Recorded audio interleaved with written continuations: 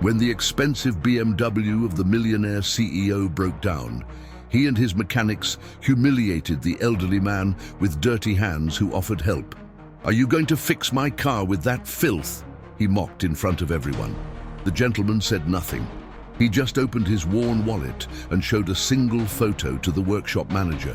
The manager's face turned pure panic. He grabbed the CEO's arm and shouted, "Boss, wait! For God's sake, wait!" The air in the luxury workshop of Vance Sterling Motors smelled of new leather, polishing wax, and above all, money.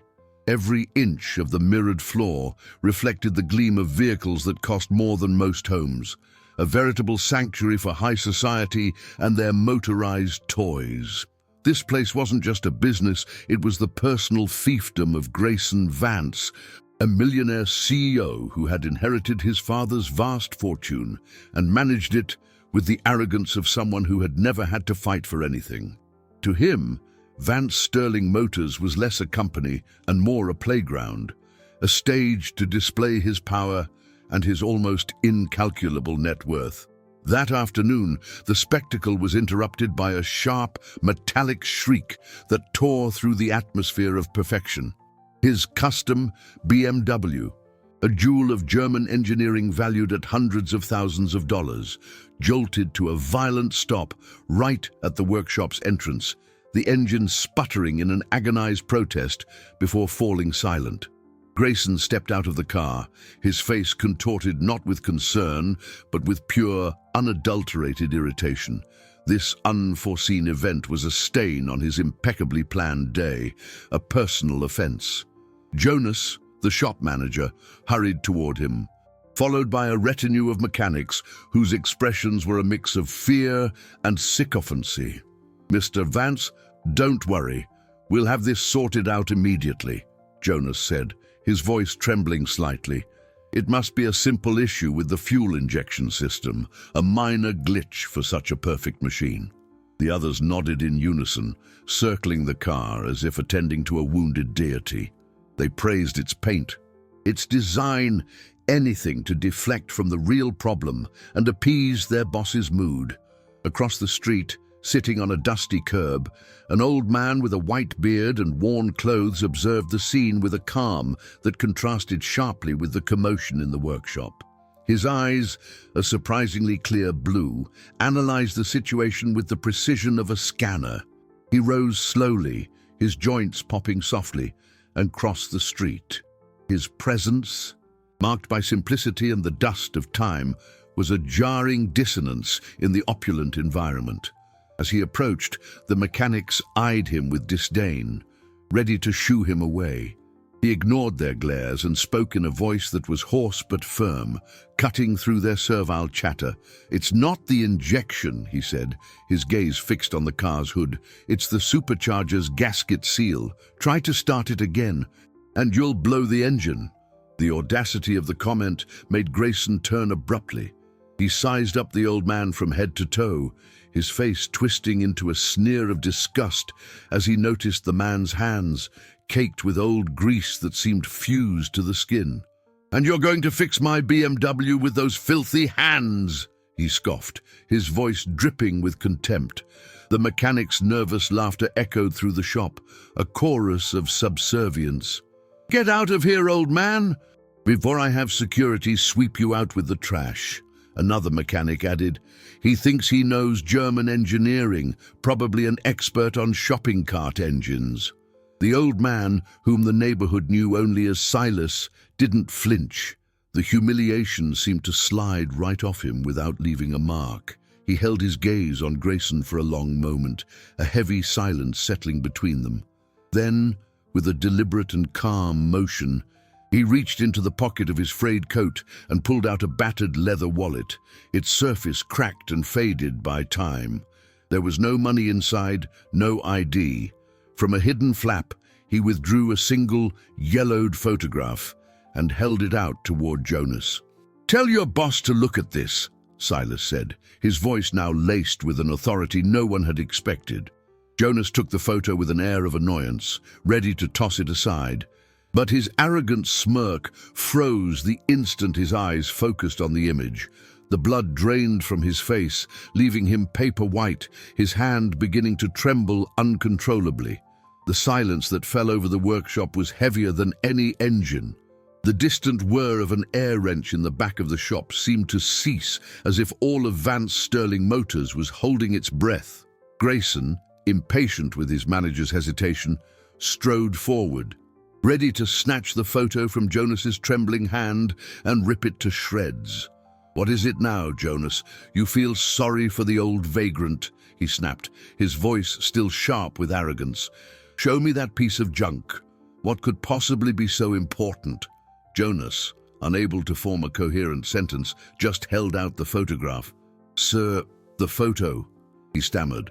"This man, he's—" Grayson snatched the image with an irritated flick of his wrist, his eyes scanning it with disdain. But just like Jonas, his expression transformed. The arrogance shattered like a glass mask, replaced by a wave of disbelief and then a chilling panic that shot up his spine. In the photo, a much younger Silas, with the same piercing gaze and the same grease-stained hands, was smiling proudly next to a man whose face was the very soul of the company, Arthur Vance, his grandfather, the original and almost mythical founder of Vance Sterling Motors. The oil portrait of his grandfather, hanging in the main conference room, was an image Grayson saw every day, a symbol of the legacy he now commanded. In the photo, Arthur Vance's arm rested familiarly on Silas's shoulders, and at the bottom, a dedication in elegant, time-faded script read, "To Silas, the greatest master I ever had. The heart of this company will always be yours." The air seemed to thin in Grayson's lungs. The legend of Master Silas was a ghost in the company's lore, a whisper among the oldest employees. They spoke of an anonymous mechanical genius, a mentor who had taught the founder everything he knew about engines, the true creative force behind the empire. The story went that he had vanished decades ago after a personal tragedy, erased from the official records, but never forgotten by those who knew the family business's true roots. And now, the ghost was here, in the flesh, wearing threadbare clothes at the entrance to his workshop. "Before he passed," Silas said, and his voice, once hoarse, now resonated with an unquestionable authority that silenced any thought of mockery, "Arthur left me a letter. He gave me veto power over any decision that, in my judgment, betrayed the soul of this company. I watched from a distance for years while your father upheld the legacy, but you—" He fixed his gaze on Grayson, and the contempt in his eyes was sharper than any insult. "You've turned a passion for cars into a circus of vanity. You don't care about engines, only the gleam of the bodywork and the profit it generates." He paused, his gaze sweeping over the fawning mechanics, who now seemed to shrink under his scrutiny. His eyes then landed on a young apprentice at the back of the group, a kid named Leo, the only one who hadn't laughed at the humiliation, whose face was burning with shame at his colleagues' behavior.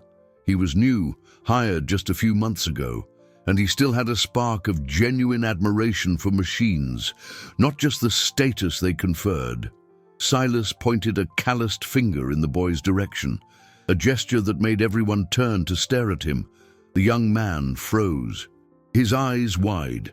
Grayson opened his mouth to protest, to reassert his power, but no words came out. He was paralyzed, his world turned upside down.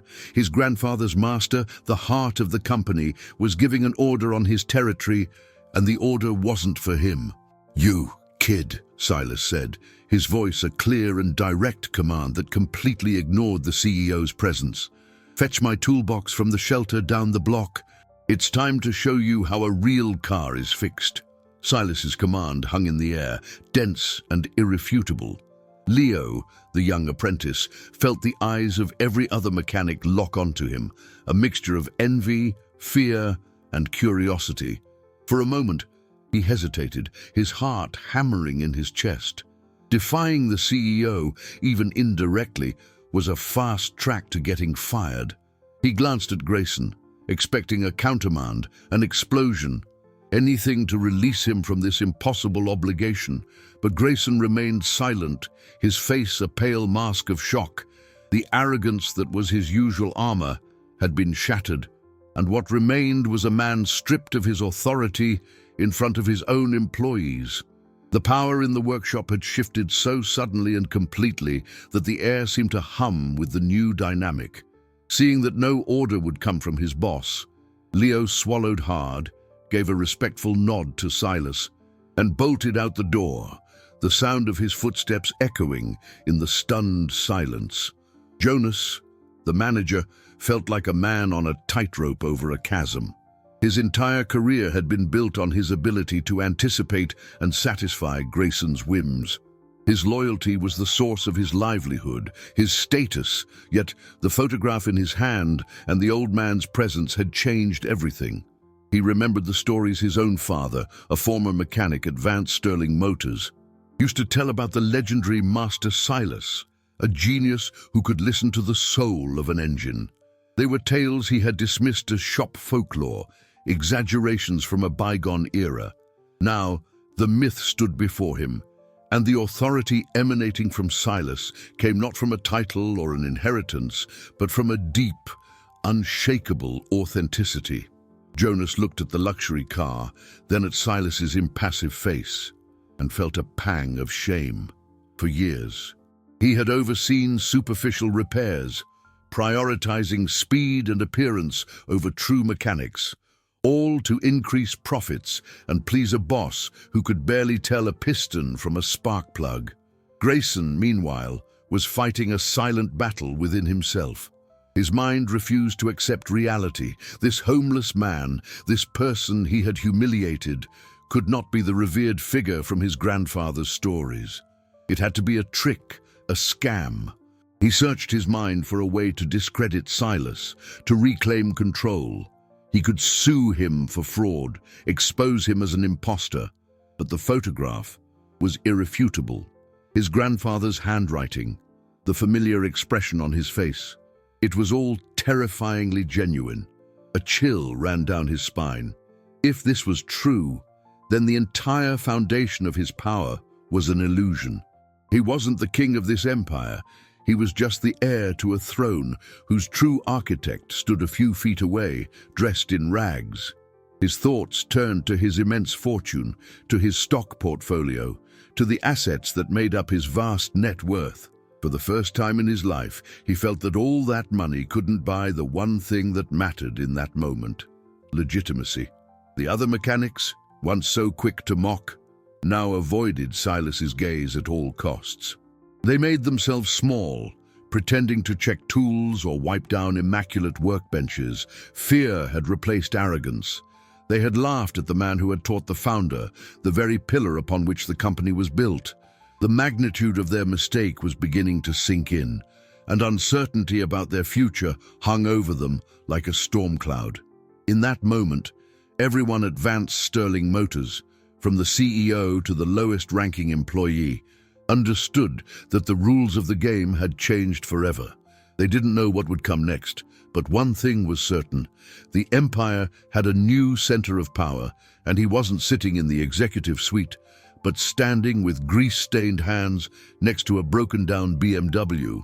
Leo returned, breathless, his chest heaving from the two-block sprint. He carried a dark wooden toolbox, so old that the varnish had chipped away in places, revealing grain worn smooth by decades of use. The brass hinges and latches, though tarnished with age, were polished by the constant touch of skilled hands. It looked nothing like the gleaming modern tool carts that filled the workshop. This box had history, a soul. He set it down on the floor next to Silas with a reverence that did not go unnoticed. The old man knelt, not with the difficulty his age suggested, but with the fluid motion of a movement practiced 1,000,000 times. He opened the box, and the interior revealed impeccable organization. Every wrench, every socket, every pair of pliers was in its proper place, nestled in worn felt cutouts. They were old tools, from brands many of the younger mechanics wouldn't even recognize, but they were perfectly maintained, clean and ready for work. Without a word, Silas selected a few tools. His hands, which Grayson had despised for being dirty, moved with surgical delicacy and precision. Every gesture was economical and purposeful. There were no wasted movements, no hesitation. He approached the BMW's engine, a complex labyrinth of modern technology, and his fingers probed the machine's guts as if he were reading Braille. The mechanics, including Jonas, gathered in a silent semicircle, watching, mesmerized. They were accustomed to computer diagnostics and replacing entire modules. Silas, however, seemed to be in communion with the metal. He listened, he felt, he smelled. It was an art form they had thought was extinct. Grayson watched from a safe distance, his arms crossed, a storm of conflicting emotions churning inside him. Humiliation was the strongest. He, the owner of all this, the multi-millionaire whose word was law, had been reduced to a mere spectator in his own shop. Every precise movement Silas made was a slap in the face of his ignorance. He realized, with a painful clarity, that he knew the value of his cars in dollars, in euros, in profit potential, but he understood nothing about what made them live.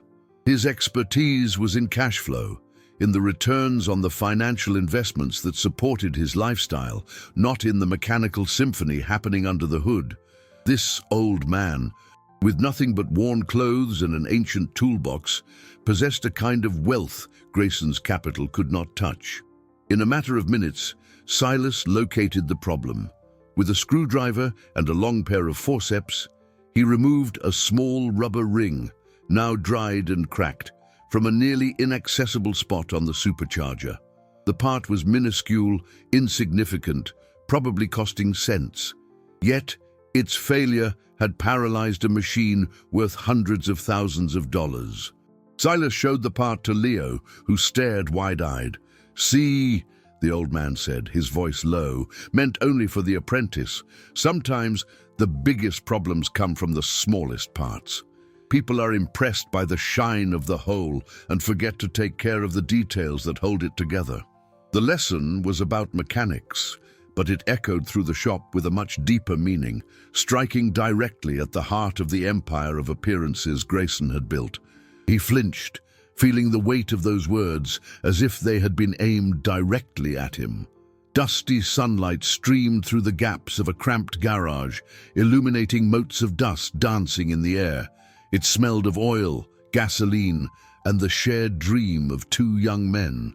A lean, energetic Arthur, his face still free of the worry lines that would one day mark it, wrestled with a stubborn carburetor. His hands were nimble, but frustration was beginning to crease his brow. Beside him, a younger Silas, with the same piercing blue eyes, watched in silence. His clothes were already simple, his hands already stained with grease, a mark that would stay with him for life. He wasn't an employee. He was a friend, a partner in the passion that united them. "I don't get it, Silas," Arthur said, tossing a wrench onto the workbench with a clatter. "I followed the manual to the letter, cleaned everything, adjusted the float, checked the jets. Why does it still choke when I hit the gas?" Silas leaned over the engine, his nose almost touching the metal. He didn't look at the manual. He closed his eyes for a moment, as if listening to a secret melody.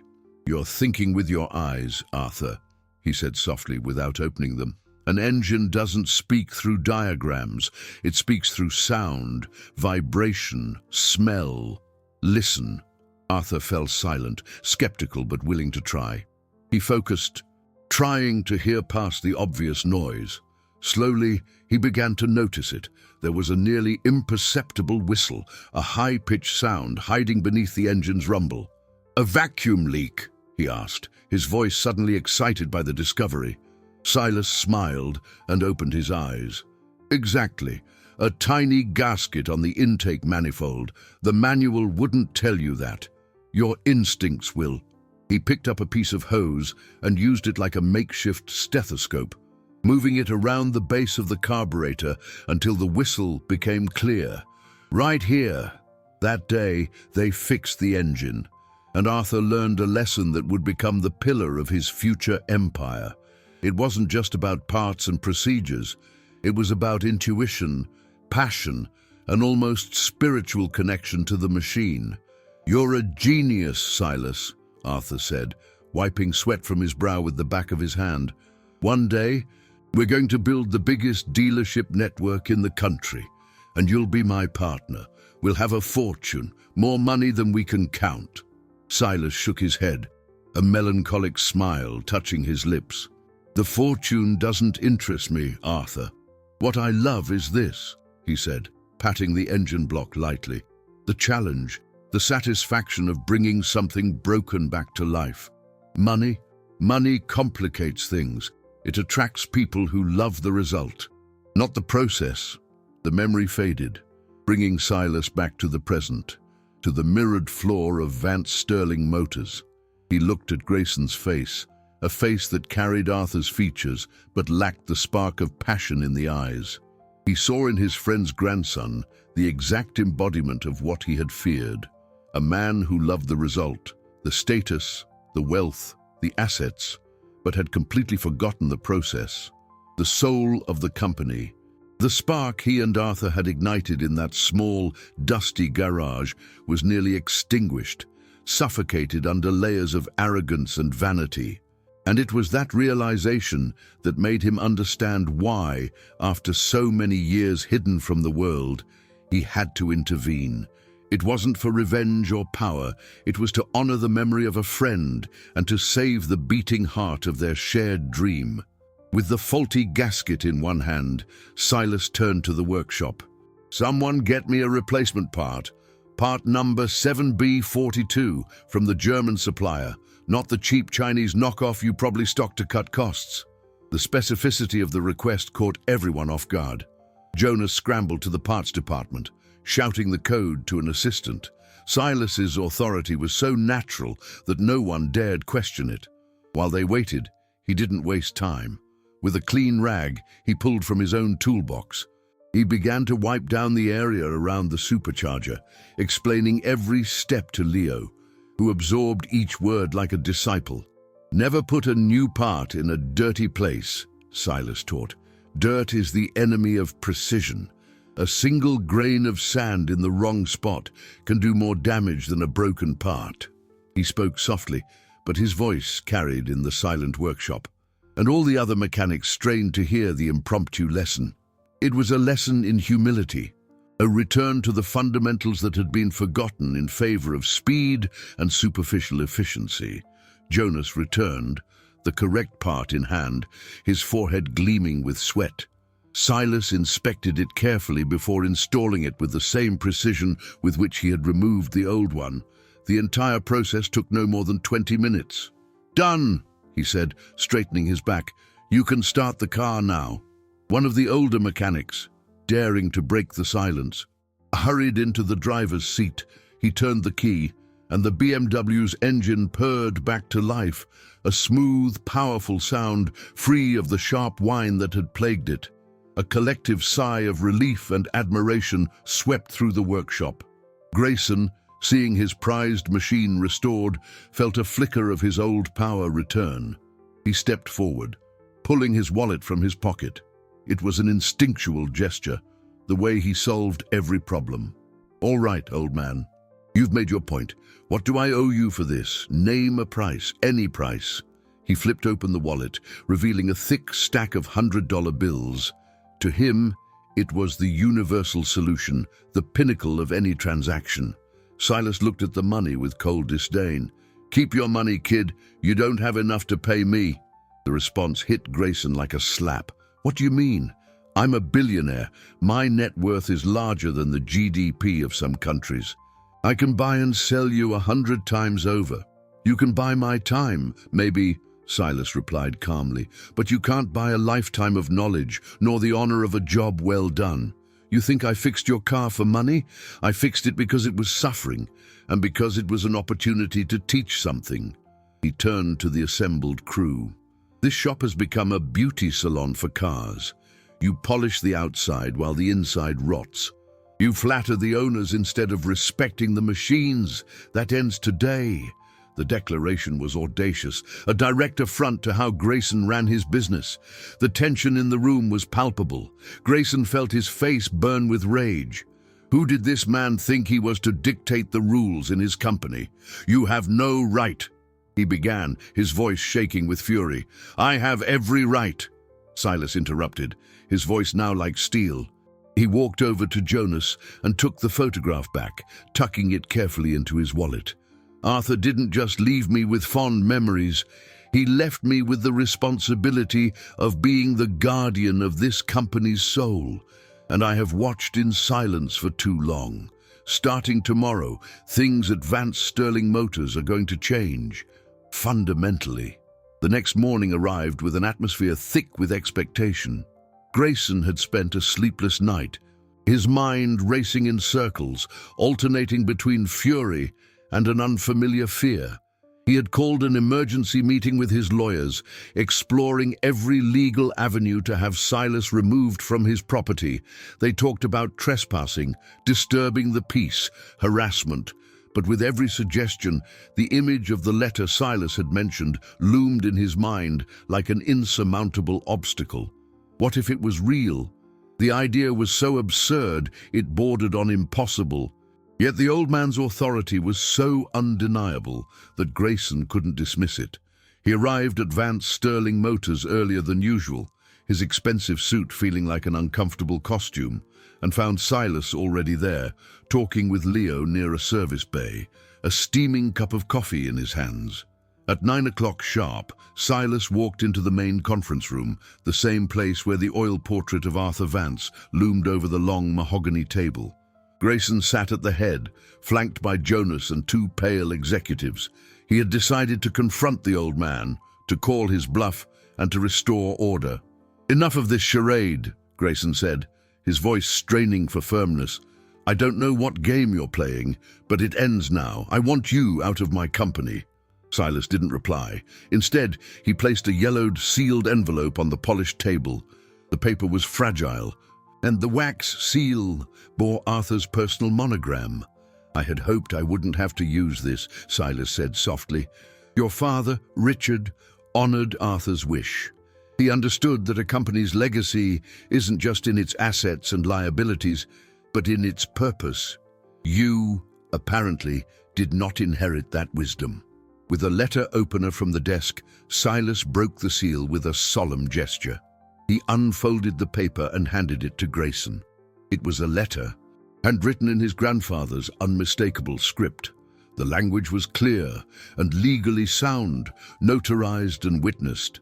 It granted Silas, his master and brother, the lifelong right of veto and technical oversight over all operations of Vance Sterling Motors.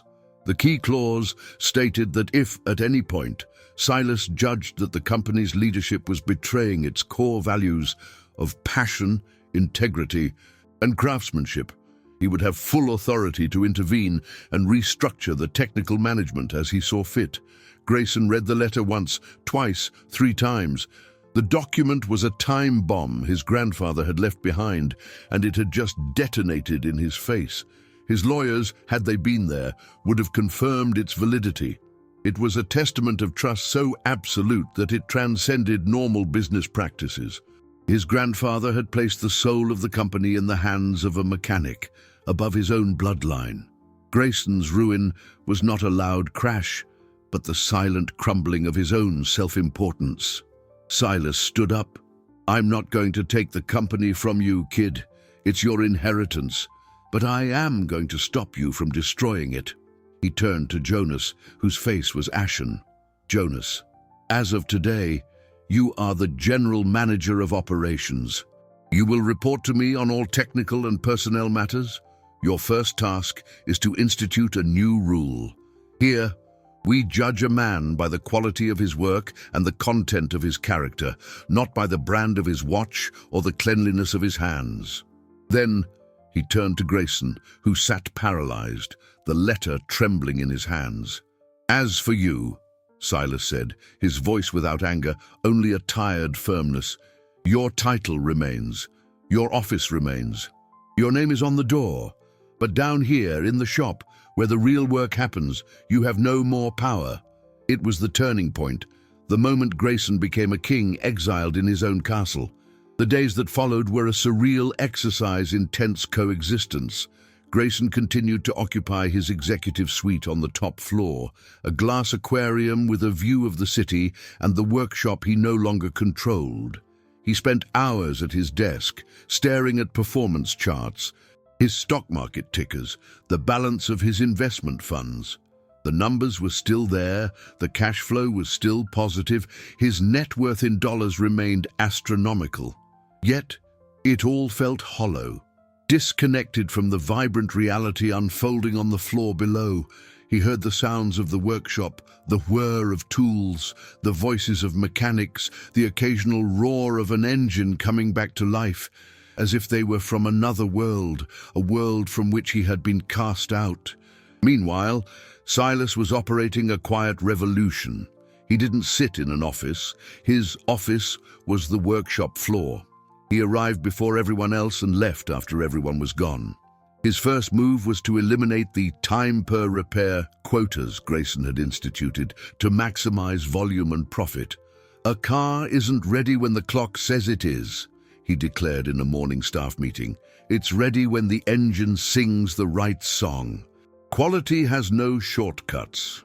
He began an intensive training program.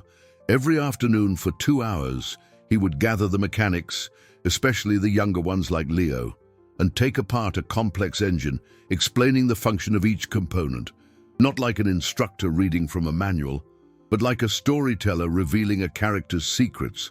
He taught them to diagnose problems by sound, by smell, by instinct. The older mechanics, the ones who had mocked him, now watched with a mixture of resentment and reluctant respect. They couldn't deny the knowledge that flowed from him, a knowledge they themselves had either lost or never possessed. Jonas, in his new role as general manager, was torn. He spent half his day in meetings with Silas, planning the new directives, and the other half trying to appease Grayson, who bombarded him with furious emails and phone calls. Grayson demanded reports, questioned every new expense, and tried to undermine Silas's authority through bureaucracy. But Jonas, for the first time in his career, started saying no to his former boss. He saw the team's morale improve, saw the quality of the work increase dramatically. Old customers, who had stopped coming to Vance Sterling Motors because of the impersonal and expensive service, began to return, drawn by rumors of a change. For Grayson, the worst part was his growing irrelevance. He was the owner on paper, the multi-millionaire whose name was tied to the brand's success, but the decisions that mattered were being made without him. He would watch from his window as Silas laughed with Leo, showing the kid how to time an old distributor. He saw the camaraderie, the genuine respect the old man commanded without ever raising his voice. It was a form of power his vast wealth could neither comprehend nor combat. He was isolated in his ivory tower, surrounded by his fortune, yet starving for a shred of purpose. That old man hadn't just fixed his BMW, he was systematically dismantling his entire universe. A week after Silas's ascension, a flatbed tow truck arrived at Vance Sterling Motors carrying a challenge shrouded in a dusty tarp. It was a 1955 Mercedes-Benz 300 SL Gullwing, a masterpiece of engineering and an icon of automotive design. The car belonged to a Mr. Davenport, a retired industrialist who had been one of Arthur Vance's first and most loyal clients. In recent years, under Grayson's management, Mr. Davenport had been subtly pushed away. His requests for the restoration of his beloved Mercedes were repeatedly postponed or met with exorbitant quotes, as the car didn't fit Grayson's business model of quick, profitable repairs. Now, having heard of the changes, he was making one last attempt. The car was in a sorry state. The silver paint was faded and scratched. The red leather interior was cracked, and the engine hadn't run in over a decade. It was a monumental project, The kind of job that would require hundreds of hours of skilled labor, patience, and above all, passion. The most experienced mechanics looked at the vehicle with pessimism. "This will cost a fortune to fix," one of them told Jonas. "The parts are nearly impossible to find. The investment would be greater than the return." Grayson, hearing the conversation from his office through the intercom system he used to monitor the shop, smiled with disdain. It was the perfect opportunity to prove that Silas was an idealistic dreamer and that his own business philosophy was the only viable one.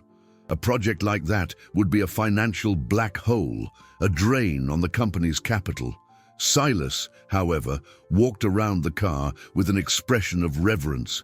He ran his hand gently over the curve of the fender as if greeting an old friend. He opened the gull-wing door with infinite care and sat in the driver's seat, inhaling the scent of old leather and stagnant oil. To him, this wasn't a financial liability, it was a relic, a piece of history that deserved to be saved. He turned to the assembled crew. "This car is not about profit," he said, his voice echoing in the workshop.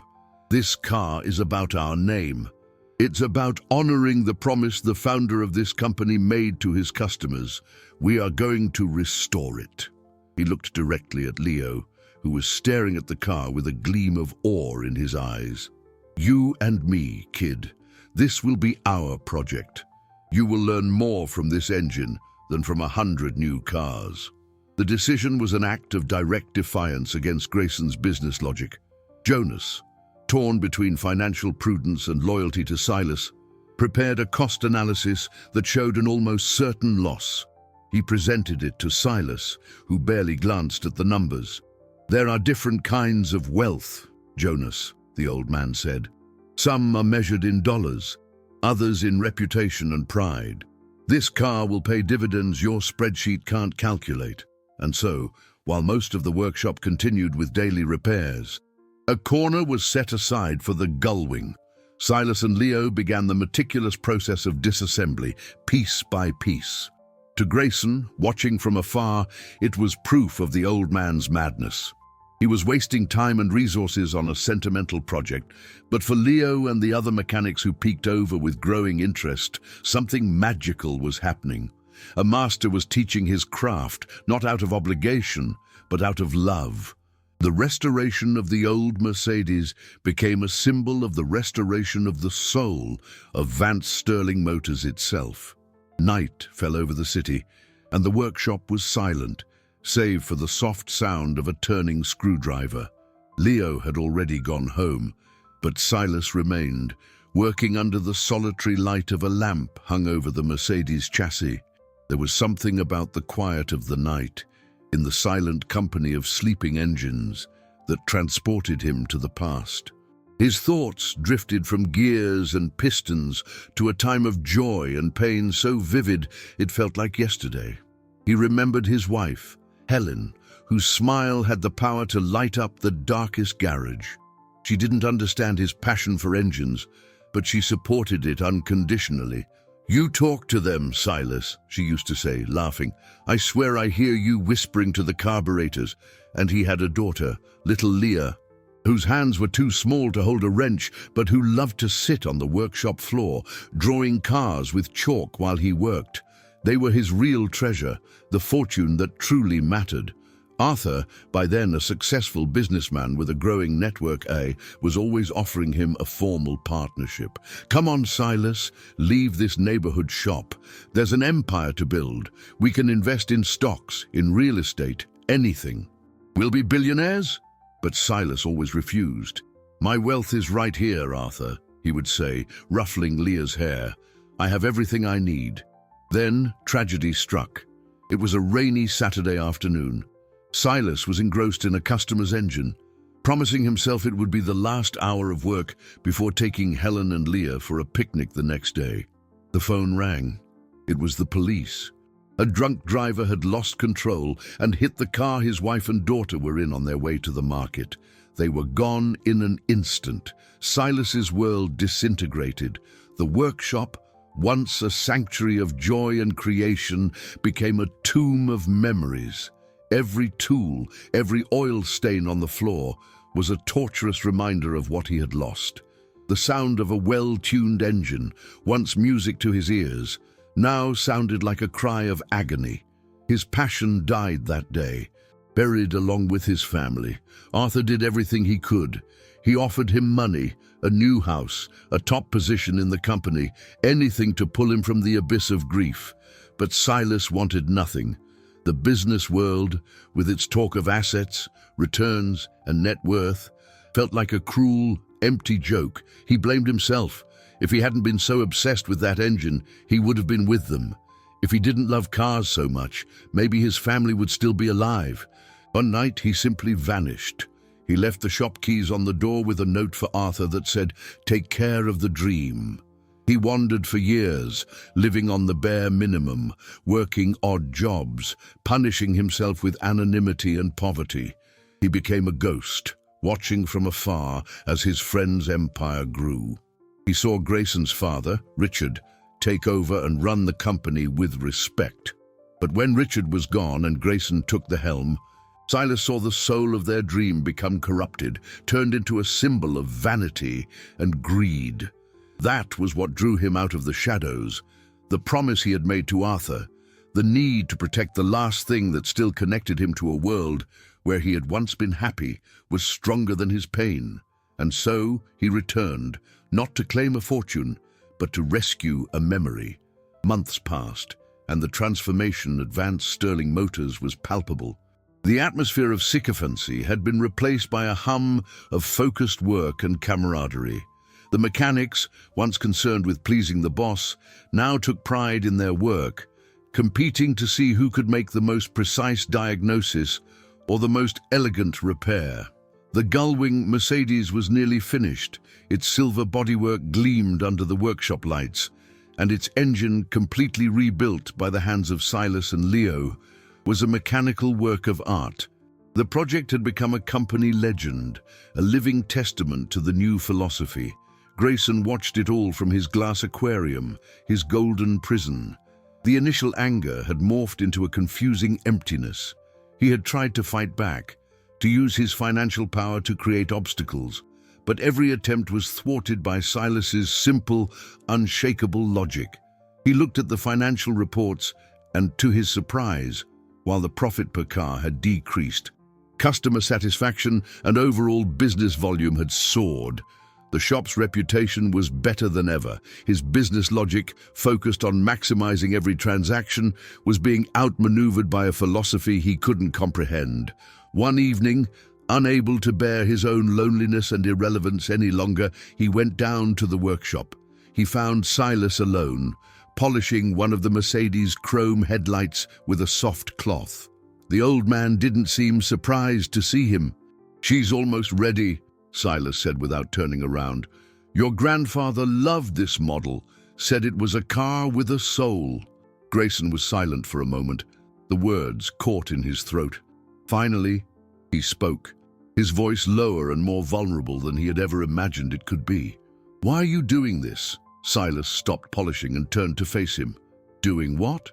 "All of this," Grayson said, gesturing to the workshop around them. "Turning my world upside down, humiliating me, taking control. You could have asked for money. I would have given you a fortune, anything to make you go away." "I already told you, kid. Your money doesn't interest me," Silas replied. He leaned against the car, his gaze distant. "Your grandfather and I started with nothing but a few tools and a dream. The dream wasn't about building a business empire to generate dividends. It was about creating a place where machines were respected and skill was honored, a place with heart." He looked at Grayson.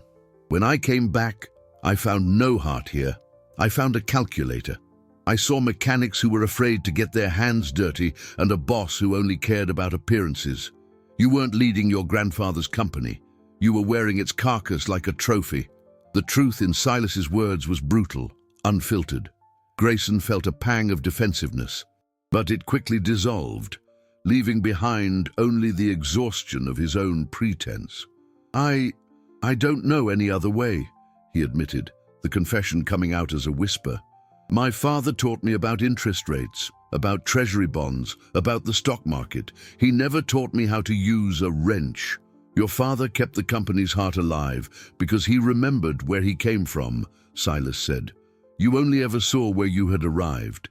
He paused, and his tone softened slightly. It's never too late to learn how to get your hands dirty, Grayson. The question is, do you want to? The question hung in the air between them, simple, direct, and devastating. For the first time, Grayson didn't have a ready answer. He looked down at his own hands, clean and manicured, and felt like the poorest man in the room. The day the Gullwing Mercedes was to be delivered arrived. Silas didn't arrange a gala event or a press presentation, as Grayson would have done. Instead, he invited the entire workshop staff to gather around the car. Mr. Davenport, an elderly man with kind eyes and a slow gait, arrived on time, accompanied by his granddaughter. His face lit up when he saw the car, not just restored, but reborn. The paint shone like liquid silver, the leather interior smelled brand new, and every chrome detail gleamed. Silas handed the key to Leo. You did most of the work on that engine these last few months, he said. It's your honor to start it for Mr. Davenport. Leo, his face flushed with pride and nerves, got into the car and turned the key. The engine awoke instantly, not with a roar, but with a deep, smooth, perfectly tuned purr. It was the sound of excellence. A spontaneous round of applause broke out among the mechanics. Mr. Davenport slowly walked around the car, tears welling in his eyes. He touched the door, the hood, the steering wheel. It's like time has been turned back, he whispered. Arthur would be so proud of what you've done. At that moment, Grayson stepped out from behind one of the support pillars. He had been watching the scene from a distance, his heart heavy with an emotion he couldn't name.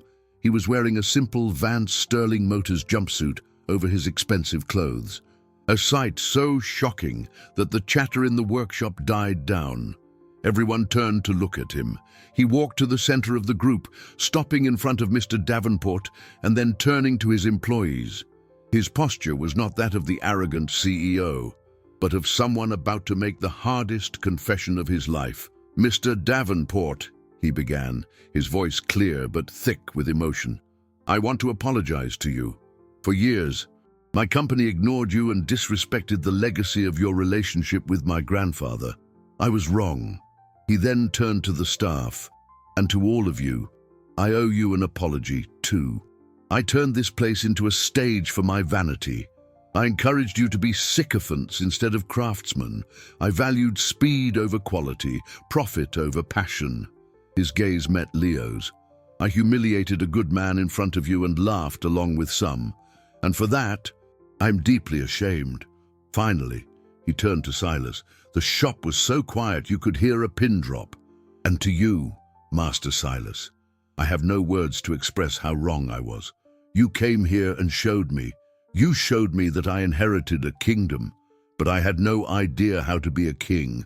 I was just a spoiled kid, sitting on a throne I didn't deserve. Grayson paused, taking a deep breath.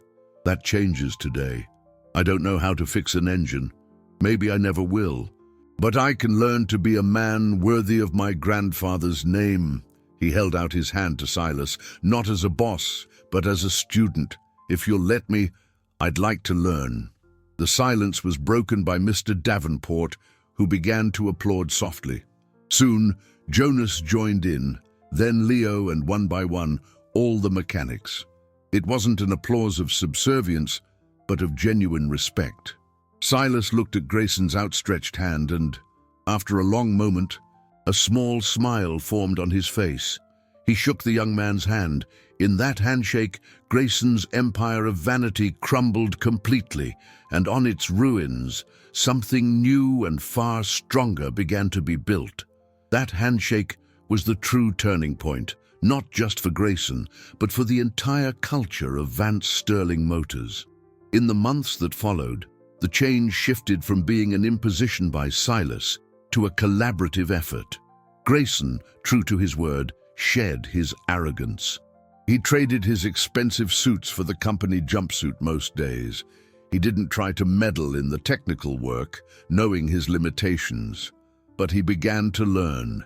He spent hours with Leo and the other apprentices, doing the most basic tasks, cleaning parts, organizing tools, learning the names and functions of each component. At first, the mechanics treated him with cautious suspicion, but his genuine humility and willingness to learn gradually won their respect. He discovered a new purpose for his financial acumen. Instead of focusing solely on profit, he began to think about long-term investment in the company and its people. He used his capital to create a scholarship fund, allowing talented young people like Leo to attend top mechanical engineering programs in Europe.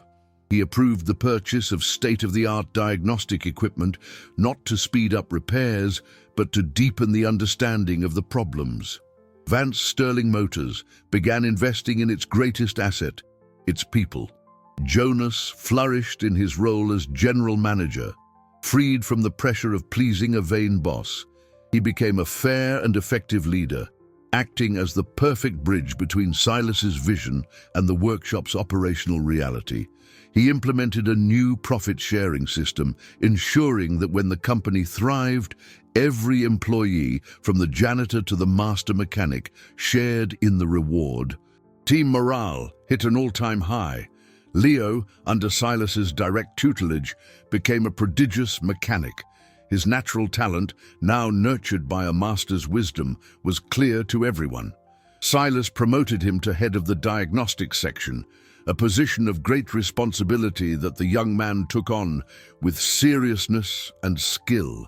He became the living example of the company's new philosophy, talent and character above all else. Silas, for his part, began to slowly step back from the day-to-day operations. He had fulfilled his promise to Arthur. The company's soul was safe. He still spent most of his days in the workshop, but now he acted more as a senior mentor, a keeper of the flame, offering advice and sharing stories with the new generation. He found a peace he hadn't felt in decades, a sense of purpose that healed a part of the old wound in his heart. He had never wanted power or wealth. He just wanted his friend's dream to live on. One day, Grayson found him at the end of the day, watching the sunset through the workshop's large window. "We received an offer today," Grayson said.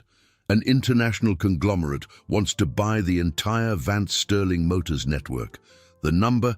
It's the kind of money that changes the map of wealth in this country." "A multi-billion-dollar offer?" Silas continued to look at the horizon. "And what did you tell them?"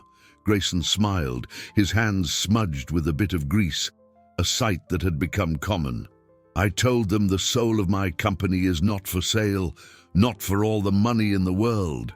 Silas finally turned and placed a hand on Grayson's shoulder. "Now," he said, his blue eyes beaming with pride, "you are Arthur's grandson." A year later, Vance Sterling Motors was unrecognizable, not in its appearance, but in its essence. The shine of luxury cars was still there, but it was now outshone by the pride in the employees' eyes. The workshop had become more than a business. It was an institution, a place known not just for technical excellence, but for its integrity. The story of its transformation had spread, and the Vance Sterling Motors brand became synonymous with craftsmanship and respect, attracting a clientele that valued substance as much as style. Grayson found a happiness his vast fortune had never provided. He split his time between the executive suite, where he used his business skills to ethically strengthen the company, and the workshop floor, where he continued his slow but steady education. His hands would never be perfectly clean again, and he saw the grease stains as medals of honor. He started the Vance Foundation, a non-profit funded with his personal wealth, dedicated to providing vocational training for underprivileged youth who dreamed of becoming mechanics, ensuring the passion for craftsmanship would continue to flourish. Silas, his steps now a little slower, was a beloved and revered presence. He held no official title, but everyone called him Master. He spent his days telling stories to the apprentices, overseeing the most challenging projects and simply enjoying the atmosphere of camaraderie and respect he had helped create. He had found a new family in the Vance Sterling Motors team, and while the pain of his loss would never fully disappear, it was now counterbalanced by the joy of seeing a legacy of friendship and passion thrive. On a sunny autumn afternoon, the entire workshop gathered in the lot for a small celebration. It wasn't the company's anniversary or a major business deal being celebrated. It was simply a Friday barbecue, a tradition Jonas had started to strengthen the team's bonds. The sound of laughter mixed with the smell of food on the grill. Grayson, wearing a simple apron over his shirt, was flipping burgers, chatting animatedly with a group of young mechanics. Leo was showing Jonas pictures of a classic engine he had restored in his spare time. It was all simple, normal, and profoundly meaningful. Silas sat on a bench slightly apart, watching the scene with a serene smile. He saw Grayson hand a plate to one of the janitors with the same courtesy he would use with a billionaire client. He saw the mutual respect, the absence of forced hierarchy, the genuine joy of people working together for a common purpose. Grayson noticed Silas's gaze and walked over, sitting beside him. "Thank you," he said quietly, not needing to specify for what. "Don't thank me," Silas replied.